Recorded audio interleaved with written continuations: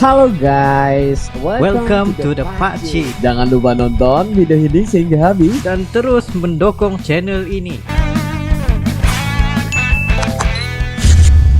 Mesti kalian penasaran dengan controller gamepad satu ini yang berjenama OLED Gaming Wireless Controller.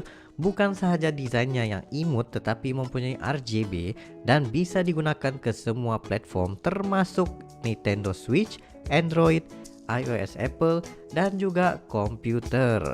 Nah, ketahanan bateri yang sampai saya sendiri lupa berapa lama udah nggak cas baterinya karena terlalu lama sehingga 10 hingga 15 jam ketahanan.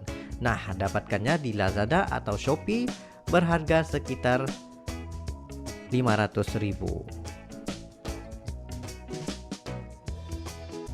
Assalamualaikum warahmatullahi wabarakatuh. Kembali lagi dalam The Pakcik dan juga Arili. Assalamualaikum guys, apa kabar kalian? Semoga sehat selalu ya guys. Alhamdulillah kita bertemu lagi di channel The Pakcik, channel yang memberikan kita informasi, entertainment dan juga reaksi yang jujur aja ya guys. Alhamdulillah, terima kasih kepada kalian yang terus mendukung channel ini sehingga ke hari ini, dan juga kepada teman-teman kita ya yang baru saja mampir ke channel The Pakcik. Kita mengucapkan selamat datang, selamat bergabung. Insyaallah ya, kita bakal bikin video yang terkini, terkeren, terviral, apa saja yang positif, yang terkini, terupdate bakal kita sikat terus. Kita tahu ya Pakcik ya, yang Indonesia ini adalah negara yang paling rasanya nomor pertama ya, yang mempunyai nikel terbesar. Nikel besar untuk baterai ya. Betul. Baterai ya, baterai mobil dunia ya, yang mana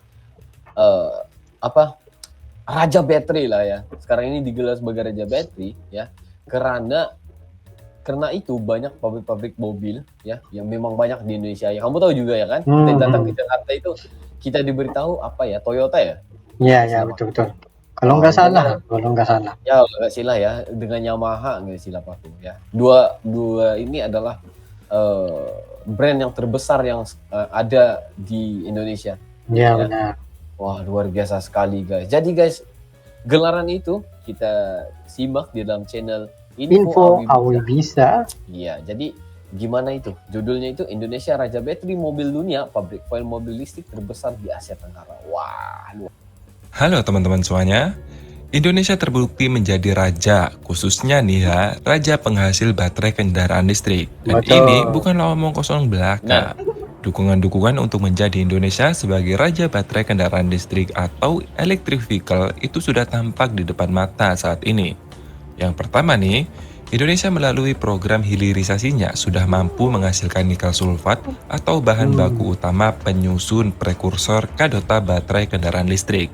Produksi nikel sulfat itu dimiliki oleh PT Harita Nikel melalui unit bisnisnya, yaitu PT Halmahera Persada Legend. Ini merupakan perusahaan afiliasi bisnis dari PT Trimegah Bangun Persada Tbk atau NCKL. Belum lama ini, NCKL meresmikan operasional produksi nikel sulfat pertama di Indonesia dan juga merupakan yang terbesar di dunia.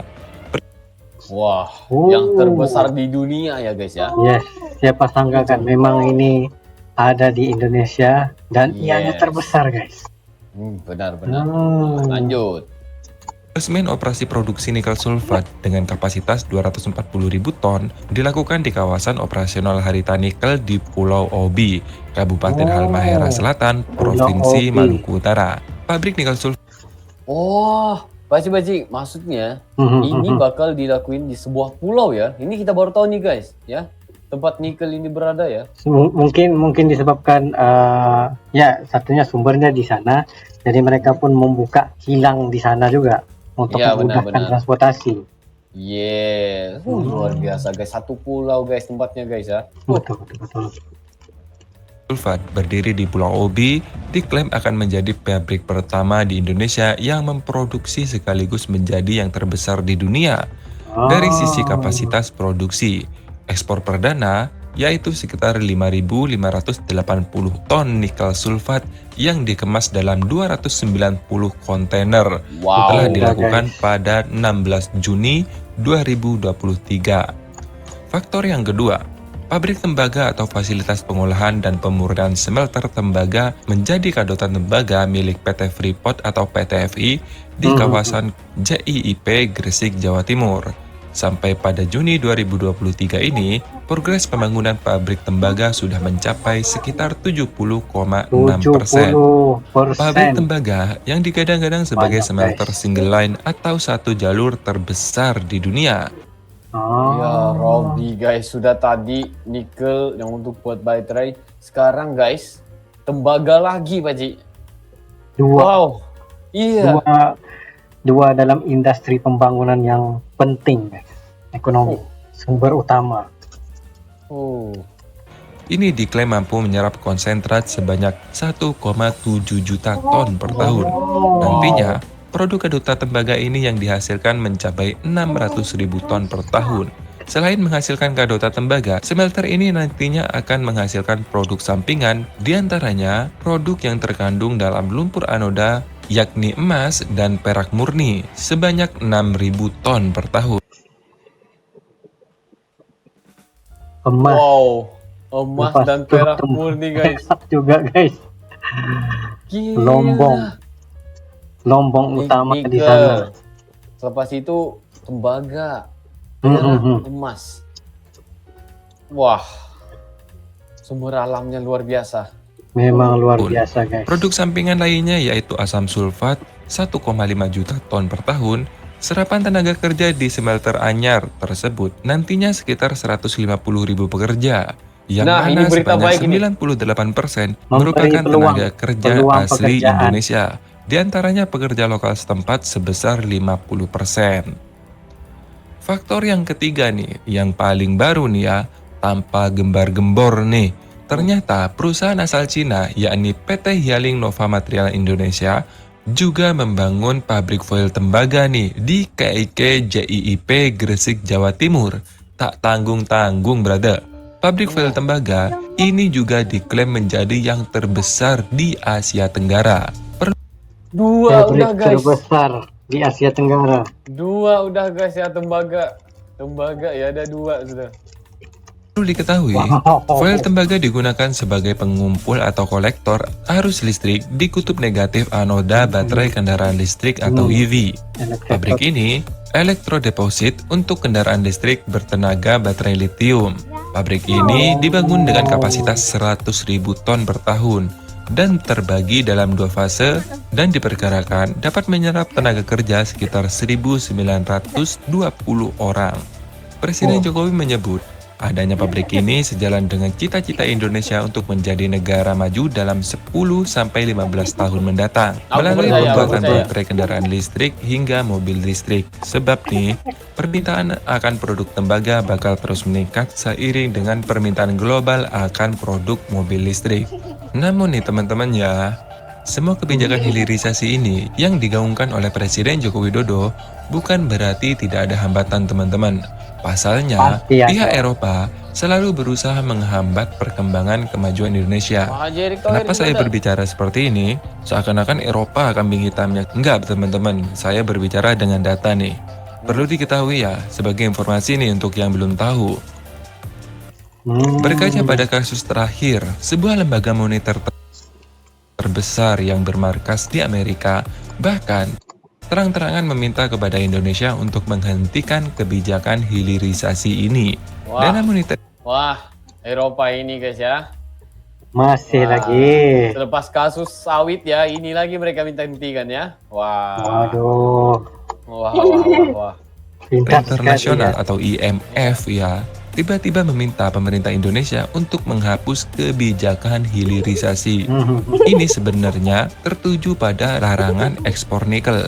IMF menegaskan Indonesia harus mempertimbangkan dengan penghapusan secara bertahap dan tidak memperluas ke komoditas lain. Karena setelah nikel kan nanti ada larangan ekspor tembaga, ada larangan ekspor boksit, dan lain-lain. Rencananya kan seperti itu nih. Hal itu disampaikan oleh IMF dalam paparan yang diungkapkan artikel 4 Consultation. IMF memberikan alasan bahwa kebijakan ini perlu mempertimbangkan masalah analisa biaya dan manfaat.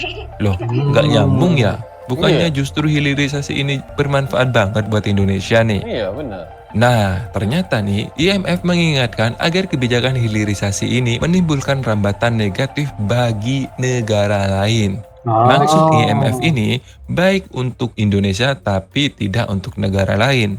Kenapa IMF sampai mengeluarkan statement meminta Indonesia menghentikan program hilirisasi ini? Ada apa nih ya? Pasti itu kan yang ada di pikiran kalian. Iya benar. Secara logika nih ya, ini kan barang-barang kita. Kenapa mereka yang ngotot minta jangan dilanjutkan? Iya. Sebenarnya gini bro, kondisi ekonomi dunia saat ini lagi carut marut nih bro. Khususnya di Eropa dan di Amerika bro. Betul.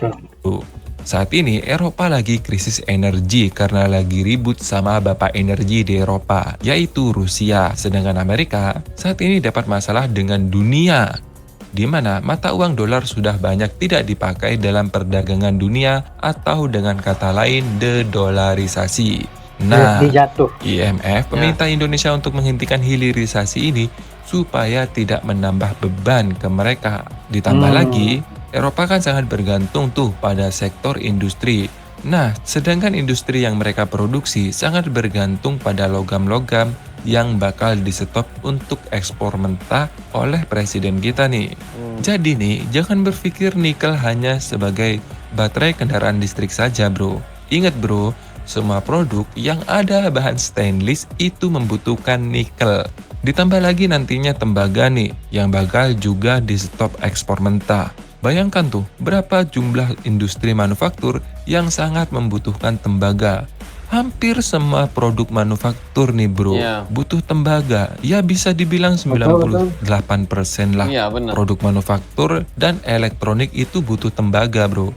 Makanya mereka mohon-mohon. Ini zaman teknologi ya Pak Ci ya? Semua orang butuhkan tembaga dalam apa-apa sih manufaktur ya. Arsitektur juga. Disebabkan industri zaman sekarang ini memerlukan bahan asas tersebut. Yes, benar-benar. Wah, itu kan produk Indonesia. Ya, yang lain juga yang sakit ya rupanya. Pandai ya, dikawal juga. Ini umpama nih lah, seperti kita tengok teknologi 5G. Nah, 5G di mana China mengeluarkan 5G, tetapi US sekat. Sebab mereka mereka dahulu mencipta tersebut. Waduh. Memang Eropa ini ya guys ya. Eropa main lagi. Sama Asia, dia main-main sama Asia Tenggara. Dia belum tahu lagi silap gimana lagi ya. guys. Silap ya. Waduh. Nih, dan kondisi saat ini sebenarnya itu jauh lebih buruk dibandingkan tahun 1998. Percaya nggak percaya, saat ini kalian bisa akses di website resmi IMF atau berita-berita internasional. Saat ini yang menjadi pasien IMF itu ada sekitar 96 negara. Dibandingkan tahun 1998, saat itu krisis moneter di Indonesia. Tak sampai hanya sekitar 10 negara saja yang menjadi pasien IMF. Dan kita harus bersyukur Indonesia lepas dari jeratan rantai kapitalis dunia untuk saat ini. Jadi, kalau ada yang bilang Indonesia mustahil menjadi negara maju, coba pikir deh matang-matang bro. Saat Eropa sedang krisis energi, krisis pangan, ratusan perusahaan gulung tikar, dan ratusan ribu karyawan di PHK. Sedangkan di Indonesia, kalian nih, khususnya yang lagi nganggur nih, masih bisa santai-santai sambil merokok di warung janda sebelah. Terima kasih sudah menonton bro, sampai jumpa di video selanjutnya. Bye-bye. Gas juga ya ayatnya yang last itu ya. Betul. Yang penting sekali ialah informasi yang disampaikan oleh info binasa. Halo teman-teman. Binasana kan. Ya benar. Sangat bermanfaat untuk kita. Lagi-lagi dia memberitahu bahwa ini merupakan apa orang panggil tuh sebagai masa depan punya bahan asas yang Yes guys, ini ceritanya ini guys bukan cerita hari ini, cerita esok yang terjadi enggak. Ini cerita untuk 10 hingga 15 tahun ke depan. Betul. Ya. Untuk sekarang karena memang ini kita melibatkan tidak nampak kemajuan negara. Benar. Wah, jadi guys memang aku percaya ya nanti Indonesia bakal sekarang juga udah nampak yang mobil listrik ya kan. Tapi 100% bisa jadi ya yang Indonesia nggak menggunakan minyak udah. Nah, itu tidak mustahil. Ya, ini negara besar guys. Ini Indonesia dan negara besar juga ya. Bagi aku sangat besar ya karena apabila menguasai suatu produk ya ataupun apa yang ada hari ini pasti ada orang yang nggak mau benda itu berlaku ya. Betul. Karena nggak ada orang bilang nggak ada manfaat untuk orang lain bagi mereka. Ya walaupun itu sebenarnya bagus untuk negara. Sebab mereka inginkan keuntungan tersebut. Karena itu aku mendukung banget ya antara Malaysia dan juga Indonesia tentang mereka melawan sawit ini, Baci. ya. Yes. Ini dua negara ini bersama-sama ya dalam satu bersama Pak Anwar dan juga Pak Jokowi ya sekarang ini guys, mereka tengah fight untuk mengembalikan zaman kegemilangan kelapa sawit juga ya. Yes. Luar biasa. Ini ada lagi yang seperti ini ya. Nah, jadi maksudnya sekarang ini memang Indonesia adalah raja bateri mobil dunia. Betul. Lagi-lagi zaman perolehan, maksudnya zaman perubahan kepada electrical vehicle. Kesemua akan bertukar menjadi elektrik. Jadi keperluan nikel bakal melonjak naik. Yes, benar. Dan juga Indonesia sendiri akan menghasilkan tenaga dan juga energi itu ya. Untuk mobil-mobil listrik ini juga. Ya, karena mereka udah mencipta bateri ya. Dan juga pastinya charging untuk bateri juga pastinya mereka ada. Ya karena itu adalah bahan asasnya ada semua di Indonesia guys. Betul. Ya, nggak ada yang import ya. Ini semua ada tadi di Ada 2 tempat, pabrik tembaga, nikel, ada 1 pulau. Gila banget guys. Aku merinding juga sebenarnya. Ya. Besar banget. Iya besar banget guys ya. Jadi kita mengharapkan kedepannya Indonesia pasti akan membuktikan kemajuan dari teknologi itu memang udah nampak sekarang guys ya. Kita tunggu lagi 10 hingga 15 tahun ke depan ya. Kita doakan. Ya. Dukunglah kepimpinan yang memberikan peluang dan juga kejayaan buat negara juga ya. Berikan mereka dukungan ya. Jadi kita harus bersama-sama ya untuk mendapatkan dan juga merealisasikan ya impian negara itu bukan saja dari pejabat ya, tetapi harusnya daripada masyarakat juga. Daripada diri kita sendiri juga. Yes. Jadi guys, terima kasih kepada kalian ya kalau kita ada tersalah kata, tersilap bahasa juga ya. Kita minta maaf ya guys. Apa yang kita dengar itulah yang kita bakal bahas tadi. Jadi mungkin itu satu kali ini Baci ya. Yes, itu saja pada kami berdua. Sekiranya kalian ada lagi sebarang video untuk direksi, just komen down below serta dengan dan insyaallah kami akan coba yang terbaik untuk menyaksikan video-video Anda. Ya, mungkin itu saja untuk kali ini. See you for the next video. Assalamualaikum, bye-bye.